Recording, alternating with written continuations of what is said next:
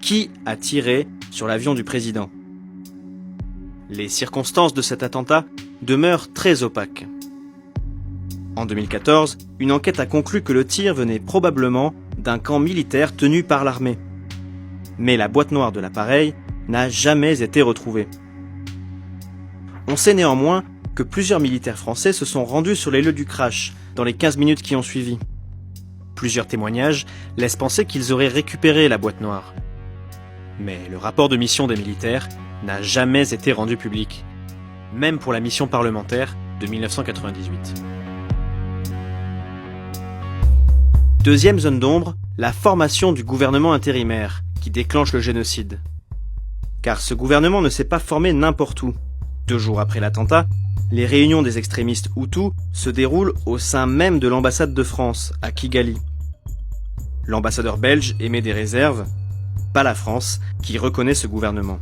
Elle le présente comme conforme à la logique des accords d'Arusha. Elle recevra même le nouveau ministre des Affaires étrangères, quelques semaines plus tard, à l'Élysée, alors que les massacres sont en cours. Troisième zone d'ombre, les livraisons d'armes pendant les massacres. C'est pas la peine de découvrir sur un ton outragé qu'il y a eu des livraisons qui se sont poursuivies, c'est la suite de l'engagement d'avant. Ça n'a jamais été nié, ça. Donc c'est pas la peine de le découvrir, de le présenter comme étant une sorte de pratique abominable masquée.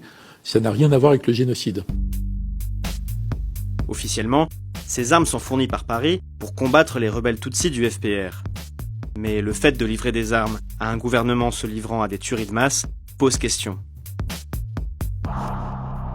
Car tout du long, l'Élysée était informé de la situation à Kigali. Exemple avec ce document, publié en 2017 par la revue 21. Le 4 mai 1994, les services secrets alertent Paris sur l'importance des massacres et recommandent une condamnation publique sans appel des génocidaires. Elle aura lieu mi-mai. Génocide, destruction systématique d'un groupe ethnique. Mais sans désigner clairement les responsables. Alors la France a bien fini par intervenir. Face au retrait de la communauté internationale, Paris décide d'agir seul. En juin 1994 est lancée l'opération Turquoise. Officiellement, l'objectif est clair. C'est une opération humanitaire conduite dans un temps limité avec l'objectif de sauver tous ceux que nous pourrons sauver des massacres. Mais là encore, plusieurs éléments posent question. L'opération était-elle seulement humanitaire ? D'anciens